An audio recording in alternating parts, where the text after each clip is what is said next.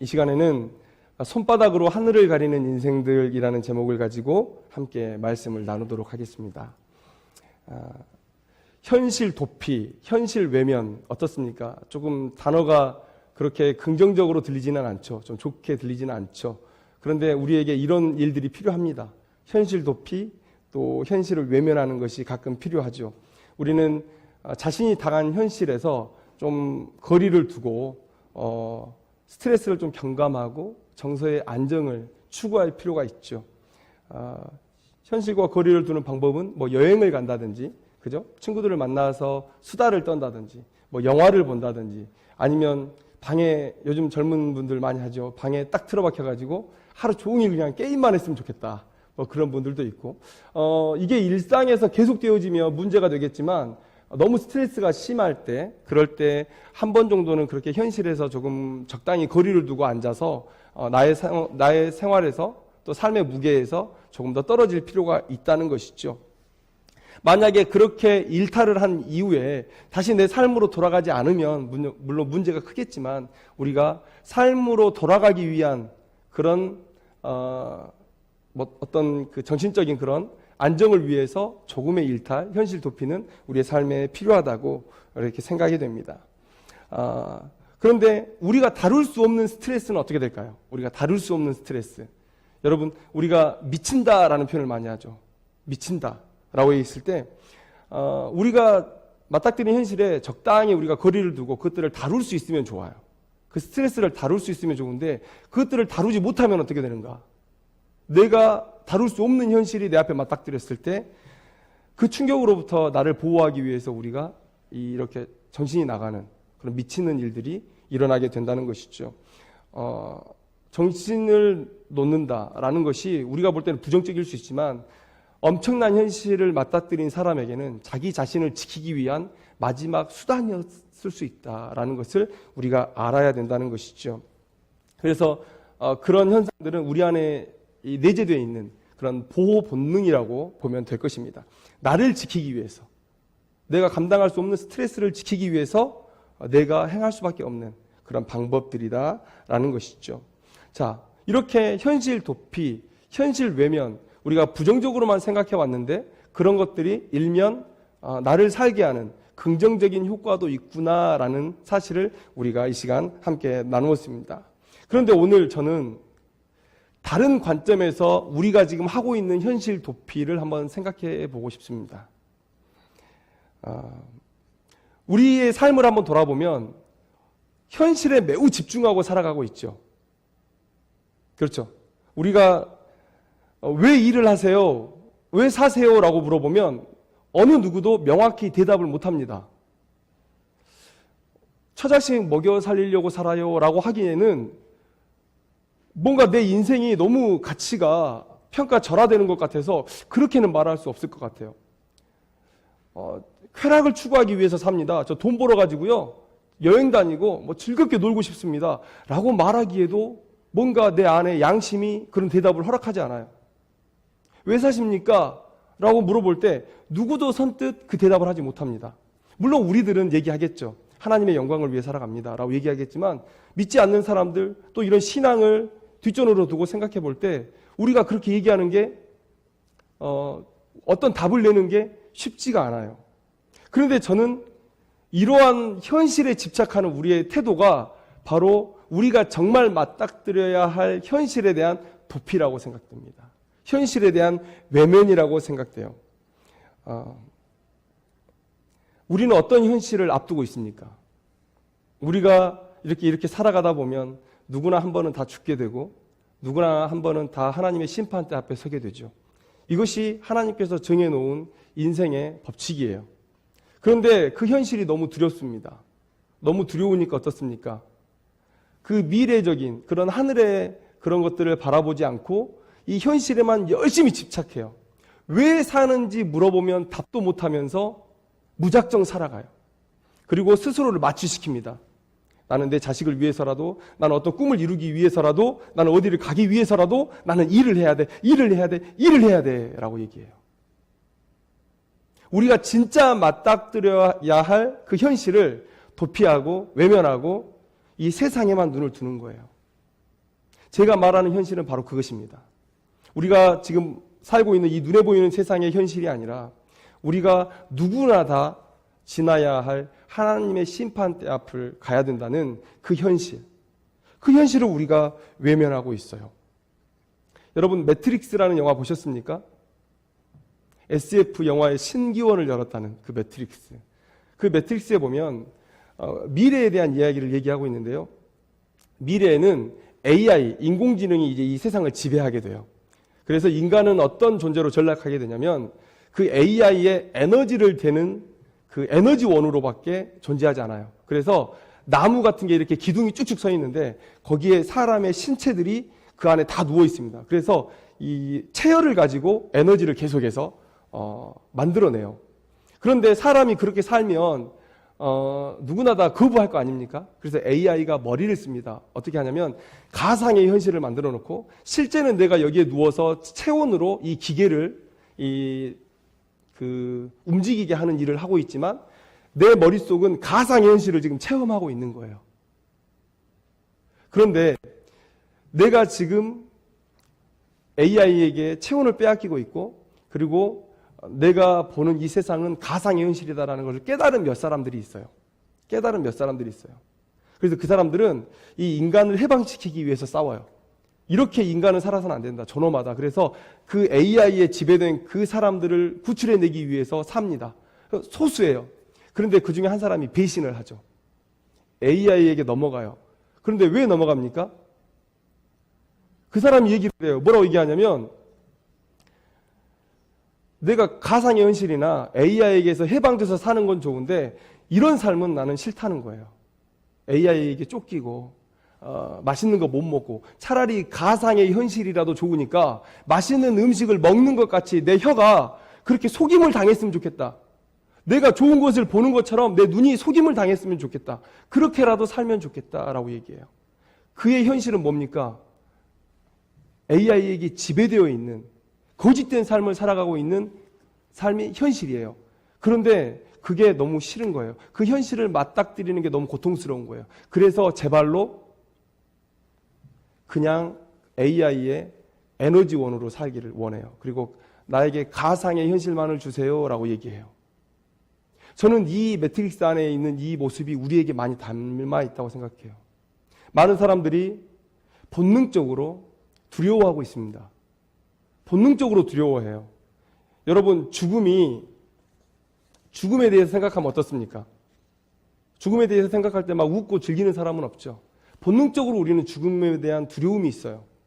그래서 그 누구나 가야 할 그 길에 대해서 그 길을 외면하기 위해서 우리는 자꾸만 이 현실에 더 집중하는 그런 삶을 살아가고 있다는 것이죠. 그래서 우리는 자꾸만 바빠야 된다고 우리를 채찍질하고 있어요. 바빠야 돼. 바빠야 돼. 저는 이것 또한 마귀가 우리에게 주는 유혹의 하나라고 생각합니다. 왜요? 한가하면 안 돼요. 무조건 바빠야 돼요. 내가 뭘 위해서 살고 있는지는 모르지만 무조건 바빠야 돼요. 그렇게 우리를 몰아세우고 있다는 것이죠. 그래서 많은 사람들이 얘기합니다. 안 보면 그만이지 라고 얘기해요. 저기 죽음의 현실이 놓여 있는데 거기 안 보면 그만이잖아. 지금 내 앞에 있는 이 좋은 것들이 있는데 나 여기만 보고 살아갈 거야 라고 얘기하는 거예요. 그런데 정말 안 보면 그만입니까? 안 보면 그만 아니잖아요. 안 보면 고통은 계속될 것이고 그리고 상황은 더 악화될 것입니다. 히브리서 9장 27절 말씀. 한 번 죽는 것은 사람에게 정해진 것이요 그 후에는 심판이 있다. 이 우리 앞에 놓여 있는 이 현실을 외면하기 위해서 사람들은 자꾸만 자기의 삶을 바쁜 일상 속으로 내던지는 거예요. 하나님을 보지 못하게. 그런데 여러분, 예수 믿는 사람들은 그 죽음을 직시합니다. 죽음을 바라봐요. 왜요? 그 삶이 좋으니까. 하나님과 함께, 예수님과 함께 있는 그 삶, 영원한 생명과 영원한 영광이 너무 좋으니까 우리는 죽음을 직시하고 살아가요. 현실을 직시합니다. 죽음이 슬프긴 하죠. 어떤 분이 그런 얘기 하시더라고요. 믿는 사람이 부모님 돌아가셨다고 울면 안 돼 막 이러는 거예요. 좋은 데 가셨다고. 근데 여러분, 이거는 이렇게 얘기하시면 안 됩니다. 성경에 수없이 많은 애곡하는 모습들이 나와요. 그것에 대해서 하나님께서, 예수님께서 책망하지 않으세요. 죽음은 슬플 수 있습니다. 그런데 어떤 면에서 슬프냐면 인연이 우선은 잠깐 끊기잖아요. 그런 면에서는 슬플 수 있어요. 내 부모님과 또 내 자식과 지금 내가 이별하고 있잖아요. 그건 인지상정이죠. 그런 면에서 슬프지 우리가 죽음 이후를 두려워하진 않습니다. 예수 믿는 사람이 그 죽음 이후를 두려워해서 저 안 갈래요 안 갈래요 이런 사람은 아무도 없어요. 슬프지만 그 죽음을 의연히 맞아들이죠. 그리고 기대하죠. 영원한 영광의 그 삶을 우리는 기대하게 됩니다. 그런데 믿지 않는 사람은 이 축복된 삶이 보장이 되어 있지 않으니까 어떻게 얻을 방법도 모르니까 그러니까 자꾸만 이 현실에만 계속해서 이 눈에 보이는 현실에만 계속해서 집착하면서 진짜 우리가 봐야 될 현실을 외면하면서 살아가요. 자, 오늘 본문에도 이 시대를 살아가는 많은 불신자들이 가진 이런 진정한 현실을 도피하는 그런 모습을 가진 사람이 한 명 등장합니다. 바로 발락이죠. 발락. 그는 자신이 처한 현실을 직시하지 못하고 외면합니다. 답이 없는 현실을 바라보다가 고통만 당해요. 그리고 헛수고하고 비참하게 자기의 삶을 마무리하는 그런 모습을 오늘 봅니다. 우리 13절에 한번 말씀을 한번 볼까요? 발락이 말합니다. 나와 함께 그들을 달리 볼 곳으로 가자. 거기서는 그들을 다 보지 못하고 그들의 끝만 보리니 거기서 나를 위하여 그들을 저주하라. 이렇게 얘기하고 있어요. 자, 발람이 지금 주술사 발람이 발락에게 와서 모압왕 발락에게 와서 첫 번째 얘기를 했습니다. 이스라엘을 저주하지 못했어요.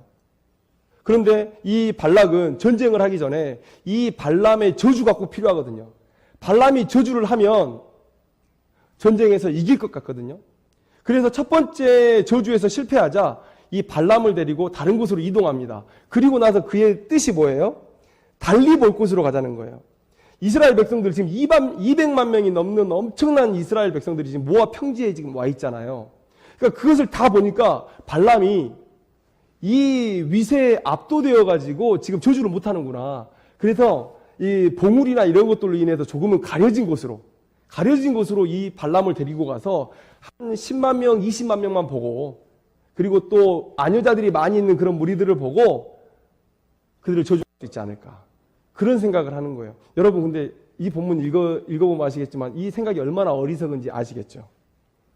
얼마나 어리석습니까? 손바닥으로 하늘을 가린다 이런 말이 있잖아요. 가려집니까? 안 가려지잖아요. 본인이 안 본다고 해서 200만 명이 넘는 이스라엘 민족이 없어지는 건 아니잖아요. 그들의 전투력이 상실되는 게 아니잖아요. 발람의 시야를 가린다고 달라질 건 아무것도 없는데 그런데 발람의 눈을 좀 가려놓으면 이 사람이 저주할 수 있지 않을까? 그러면 나의 상황이 좀 달라지고 이 전쟁을 승리할 수 있지 않을까? 이스라엘의 공격으로부터 좀 피할 수 있지 않을까? 이런 생각을 지금 하고 있는 거예요. 자, 현실을 직시하지 못하니까 두려움에 벌벌 떨면서 잘못된 방법을 찾아가는 그런 모습들을 우리가 볼 수 있습니다. 그런데요, 여러분, 현실을 직시하는 것이 너무나 중요한데 이 발락도 저는 만약이지만 역사에서 만약이지만 성경에서 다양한 상황들을 살펴볼 때 살 수 있었다고 생각을 합니다.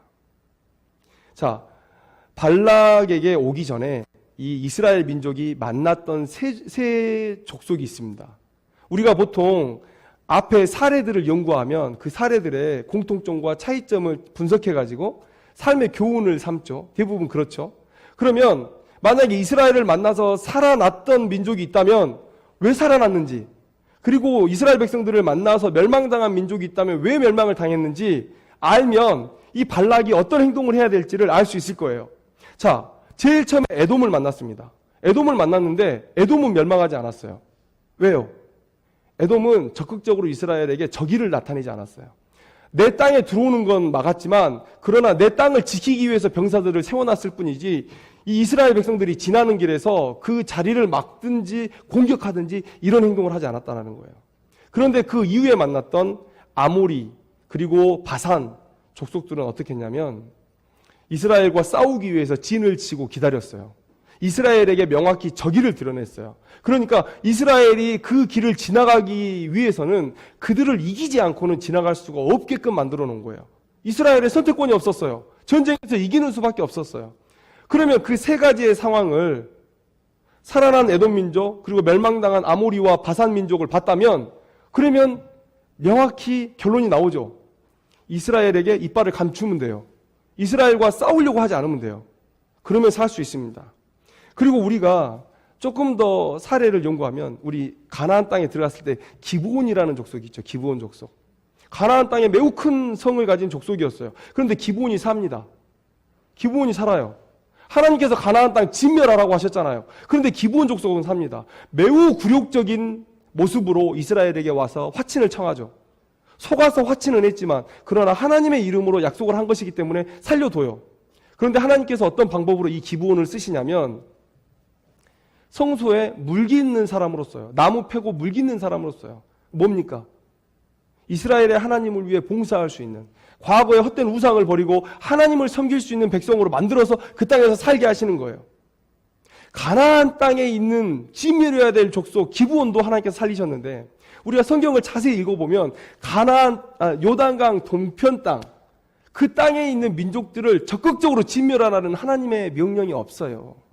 그리고 모세는 그 땅을 지나갈 때마다 계속해서 그 나라 왕에게 우리가 지나갈 수 있도록 해달라고 그렇게 서신을 보냅니다. 우리가 당신의 물도 사서 마실 것이고 공격하지 않을 것이니까 지나가게만 해주세요 라고 얘기를 해요. 기브온이 그랬다면 모압도 그럴 수 있었어요. 그리고 여러분, 우리가 지도를 조금 알면 이 상황이 조금 이해가 쉬운데요. 자, 남쪽에서 올라가면서 에돔 족속을 만납니다. 그리고 그 위에 있는 나라가 모압이에요. 그러니까 모압을 치려고 했으면 이 아모리와 바산이 있는 그 땅으로 올라가기 전에 먼저 모압을 쳤겠죠, 이스라엘이. 그런데 에돔을 지나면서 모압 오른쪽을 지나가요, 안 치고. 그리고 올라갔는데 아모리가 막고 바산이 막아서 그들을 공격해서 무찌른 거예요. 그리고 다시 남쪽으로 내려온 겁니다. 그러면 왜 처음에 우리를 치지 않았지?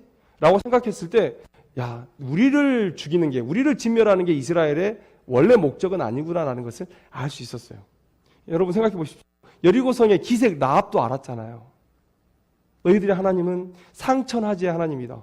대적해서 이길 수 없는 하나님이라는 것을 기색 라합도 알았어요. 그런데 모압의 왕이에요. 똑똑한 대신들을 거느리고 있는 왕이에요.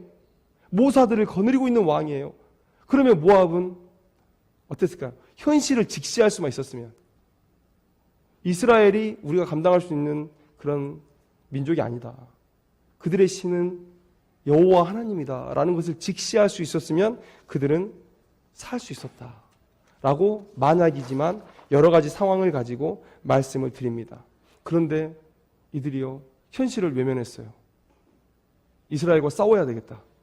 이스라엘과 싸워야 되겠다. 그리고 오늘 발락이 한 것처럼 봐야 될 것은 보지 않고 자꾸만 그 현실을 왜곡해서 보고 싶은 것만 보려고 해요.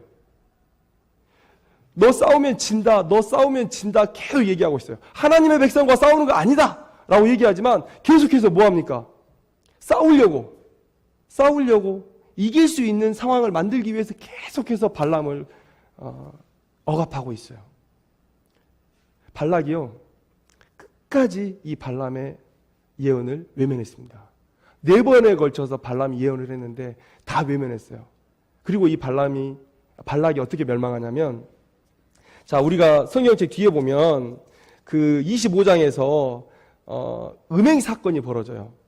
그런데 아마 이런 상황이 아마 그 뒤에 있었던 것 같아요. 발락이 4번이나 예언을 했는데 근데 발락이 안 받아들여요. 끝까지 발람만 붙들고 아니 그래도 저주 좀 해주세요. 어떤 방법이라도 좀 알려주세요 라고 얘기를 하니까 발람이 얘기를 합니다.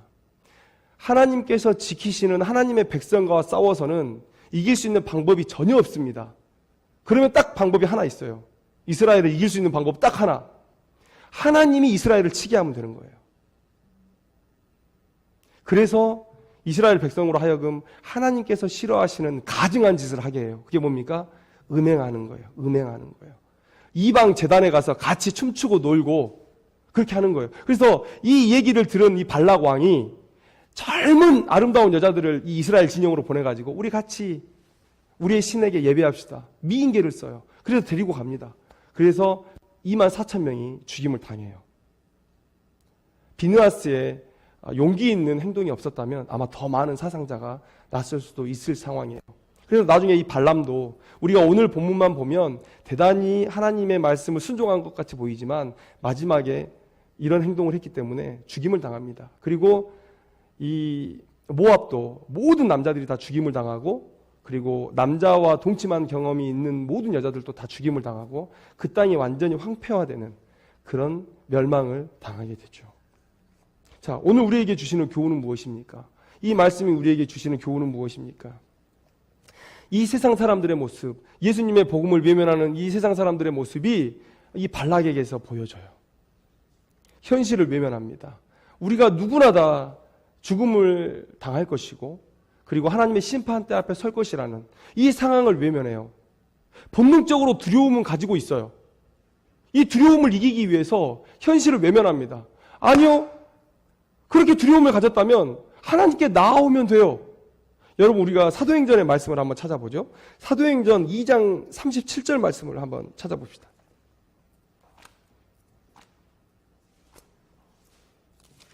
자, 사도행전 2장 37절 말씀에 베드로의 설교를 들은 그 예루살렘에 있던 유대인들이 이런 반응을 보입니다. 그들이 이 말을 듣고 마음에 찔려 베드로와 다른 사도들에게 물어 이르되 형제들아 우리가 어찌할꼬 하거늘.